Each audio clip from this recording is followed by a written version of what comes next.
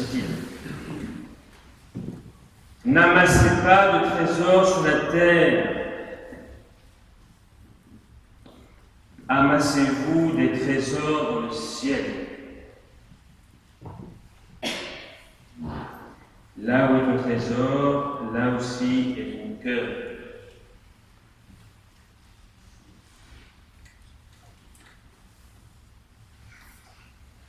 La vie de prêtre fait que j'ai l'occasion d'aller dans diverses maisons, de rendre visite à pas mal de fidèles, de voir des maisons.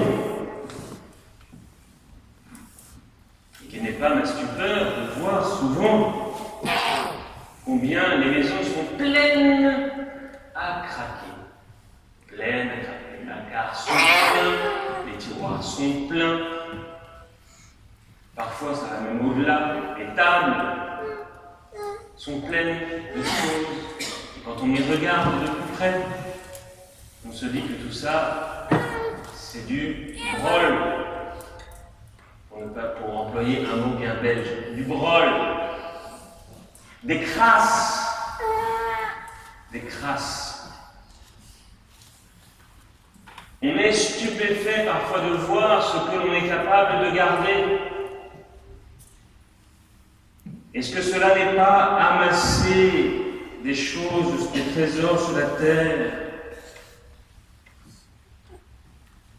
Est-ce que nous ne sommes pas pleins, à l'image de nos maisons qui sont pleines de choses,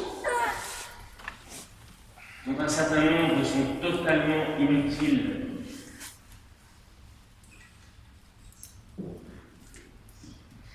Nous avons peur de manquer. Nous avons peur de perdre. Ah mon Dieu, dans quelle peur vit-on? On a peur de l'avenir. On n'a pas confiance dans la providence de Dieu.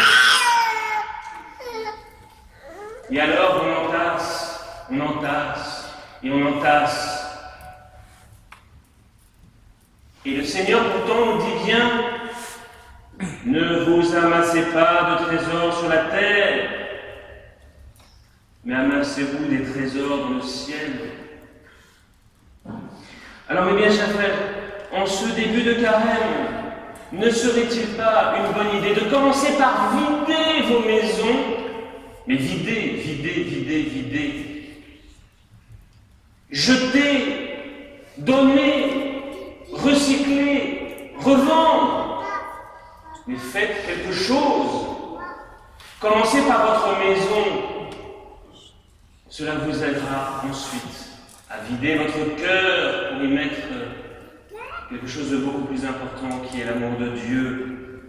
Et l'amour non pas des biens avec un petit b, mais l'amour du bien absolu, du bien infini qu'est Dieu. Mais pour cela, précisément, il faut commencer par les choses matérielles pour arriver ainsi aux choses spirituelles. Voilà pourquoi le carême arrive et l'Église nous donne des moyens pour justement arriver à ces choses spirituelles. La prière, la pénitence et le partage. L'aumône, parce que c'est ainsi que nous allons pouvoir nous élever plus facilement vers le ciel et redécouvrir quelque chose de si important et que nous ne comprenons pas assez, à savoir la bonté et la miséricorde du Seigneur. Mais nous sommes tellement le nez vers la terre que nous n'arrivons pas à nous élever vers Dieu pour mieux comprendre, pour découvrir, redécouvrir la bonté et la miséricorde de Dieu. C'est ce que nous disait le prophète Joël. Le Seigneur s'est enflammé pour sa terre, il a pitié de son peuple. Et le Seigneur a répondu, voici que je vous envoie le blé, le vin nouveau et l'huile, et vous en serez rassasiés. Ce sont les paroles du prophète Joël. Alors, mes bien chers frères, nous pouvons peut-être commencer ce carême en disant nous allons faire le tri chez nous, nous allons nous débarrasser d'un certain nombre de choses en arrêtant de croire que demain nous n'aurons pas, ou que nous allons perdre, ou que nous allons manquer. Et en plus de ça, mes chers frères, rendez-vous compte que tous nous vieillissons et que nous croyons que les choses sont nécessaires. Et en fait, on se rend compte que 10 ans plus tard, on n'a absolument pas eu besoin de telle ou telle chose. Et plus vous vieillissez, plus vous vous rendez compte que le temps passe et que tout cela n'a servi à rien. Cela a juste pris la poussière dans votre chez vous. Vider votre maison vous aidera à vider votre intérieur, de manière à pouvoir être rempli de la grâce. Parce que voulez-vous que je vous dise, on ne saurait pas remplir un récipient qui est déjà plein. Si vous voulez mettre dans un récipient du vin, le fameux vin de Cana, il faut bien que nous enlevions l'eau qui est dans notre récipient. Il faut vider le récipient pour pouvoir le remplir avec quelque chose de bien meilleur que de l'eau. Et ce carême, c'est se vider soi-même. Vider, faire le vide pour être rempli de Dieu. Le drame de l'homme, c'est que depuis le péché originel, il a peur de Dieu. Il ne le connaît plus tel qu'il est. Ça, c'est dramatique. C'est le drame de l'homme. Et c'est pour ça que nous freinons des quatre fers pour précisément nous transformer, nous changer, vider les maisons et vider tout ce nous n'avons pas besoin, tout le brol que l'on voit partout.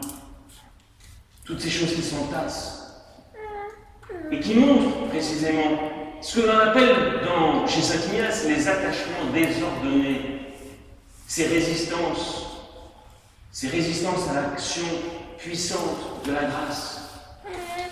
Mais comment voulez-vous que la grâce agisse si le véhicule est tellement lourd? Comment voulez-vous poussez-vous avec une main un 33 tonnes, un camion chargé 33 tonnes, vous ne pouvez pas le pousser avec la main? Ce n'est pas possible, il faut vider le camion.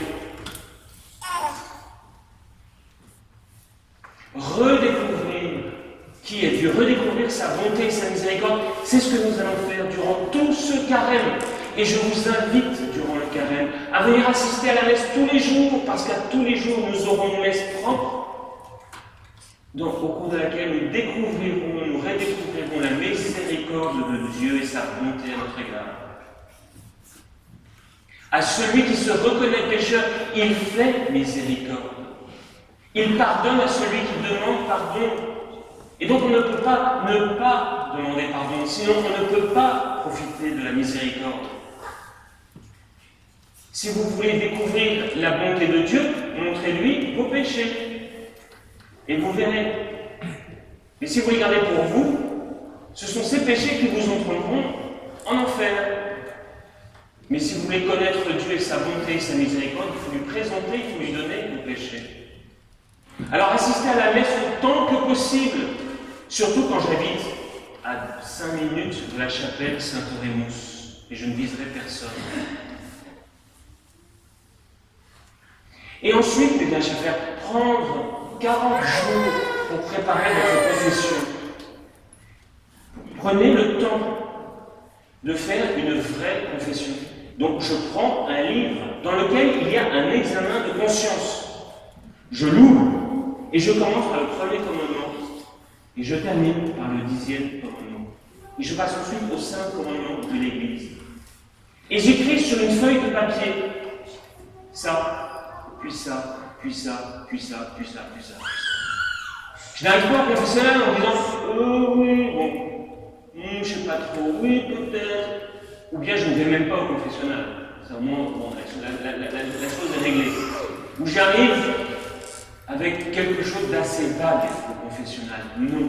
Vous avez, mes chers frères, 40 jours. Vous trouverez bien le temps de préparer une bonne confession. 40 jours pour faire faire une bonne confession. Mais un truc bien long, vous savez, un truc qui dure, voilà. On prendra des forces, on dormira, ne vous inquiétez pas, on se débrouillera, nous les prêtres. Nous, parce que c'est la mécanisme qui est moi, bien sûr. Nous prendrons ce qu'il faut nous prendrons le temps qu'il faut. C'est notre métier de pardonner les péchés. Nous prendrons le temps. N'hésitez pas, ça peut durer très longtemps. Alors évidemment, il ne faut pas arriver 2 minutes avant début de la messe. Vous nous donnez quand même le temps. Mais faites donc l'effort pendant ce carême.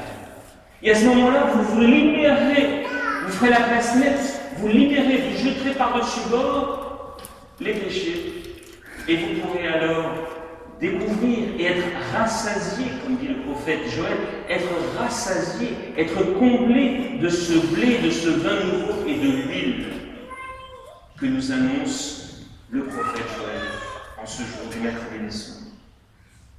Alors, mes chers frères, profitons de ce temps qui nous est donné pour justement, eh bien, commencer tout simplement par faire le tri chez vous. Puis, vous m'inviterez, et à ce moment-là, je vais un œil discret mais attentif à l'état des tiroirs et étagères et autres placards. Et à ce moment-là, vous me direz, ah, mais vous avez raison, voilà, nous sommes débarrassés de tout un tas de trucs, nous avons fait plaisir à des gens qui en avaient besoin. Nous avons même revendu des choses. Notre portefeuille sont appréciés d'ailleurs. Et nous voilà donc libres pour marcher à la suite de Christ et comprendre, redécouvrir, regoûter la miséricorde et la bonté de Dieu. Au nom du Père et du Fils et du Saint-Esprit, ainsi soit-il.